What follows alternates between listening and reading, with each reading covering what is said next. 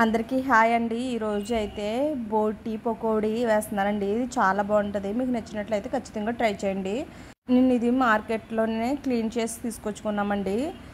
పైన దీనికి ఒక పొర ఉంటుందండి. వేడి నీళ్ళలో ఇది వేసి 5 నిమిషాలు ఉంచుతాయండి. అది పైన పొర అన్నది వచ్చేస్తుంది. అప్పుడు ఇలా తెల్లగా ఉంటుందండి. దీన్ని చిన్న చిన్న ముక్కల కింద కట్ చేసండి 3-4 టైమ్స్ వాష్ చేయాలి. ఇలా కట్ చేసుకోవాలండి చిన్న ముక్కల కింద. ఇది కుక్కర్లో వేసి ఉడికించాలండి. ఫస్ట్ అల్లం వెల్లుల్లి పేస్ట్ వేసుకోవాలండి 2 స్పూన్స్. బాగా మిక్స్ చేయాలండి. ఇప్పుడు కుక్కర్లో వేసుకోవాలండి. ఒక 1/2 లీటర్ వరకు నీళ్లు వేసి ఉడికించాలండి. ఒక 20 విజిల్స్ వచ్చేంత వరకు ఉడికించాలండి. 20 విజిల్స్ అయితే వచ్చినాయండి. ఇప్పుడు ఓపెన్ చేస్తున్నాను. బోటి అయితే ఉడికిపోయిందండి. పక్కకు తీసి పెట్టుకోవాలండి.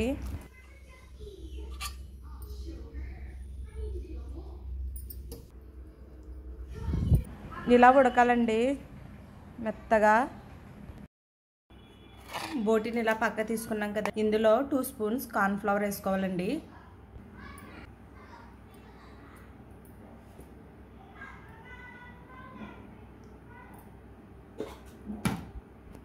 అర స్పూన్ అల్లం వెల్లుల్లి పేస్ట్ అండి. అర స్పూన్ ధనియాలు జీలకర్ర పొడి అండి.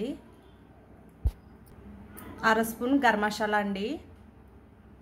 చికెన్ మసాలా అర స్పూన్ అండి.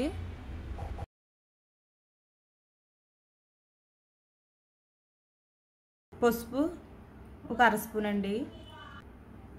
మిరియాల పొడి అండి అర స్పూను. కారం 1 స్పూన్ అండి. ఉప్పు తగినంత వేసి బాగా కలపాలండి.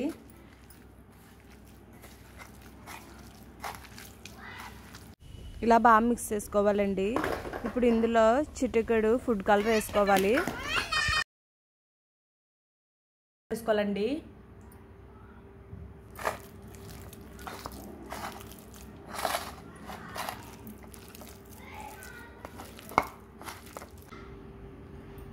ఇలా కలుపుకున్నాం కదండి. ఒక 5 నిమిషాల పాటు పక్కన పెట్టుకోవాలి. మసాలా బాగా పడుతుంది.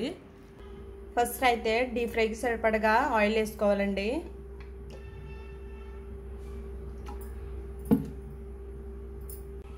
ఆయిల్ అయితే వేడెక్కిందండి. ఇప్పుడు ఇలా వేసుకోవాలండి.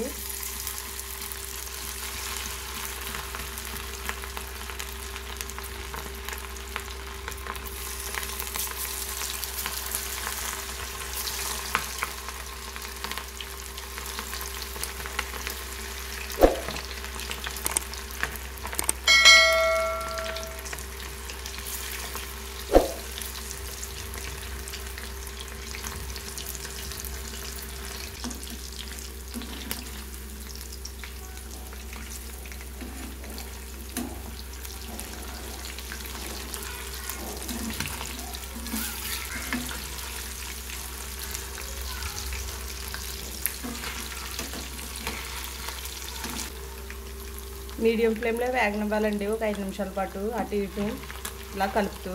ఎక్కువగా డీప్ ఫ్రై చేయకూడదండి. కలర్ చేంజ్ అయితే సరిపోతుంది.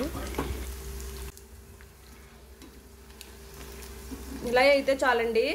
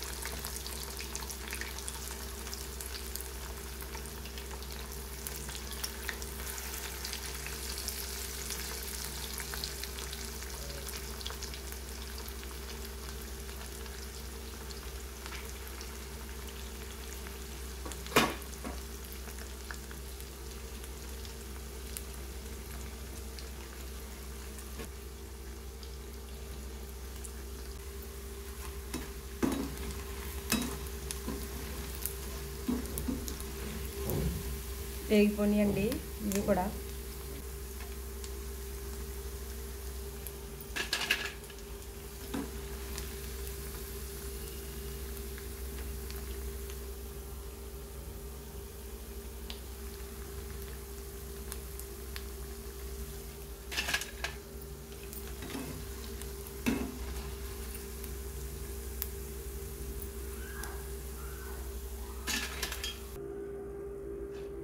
బోటి పకోడీ అండి చాలా చాలా బాగుంటుంది.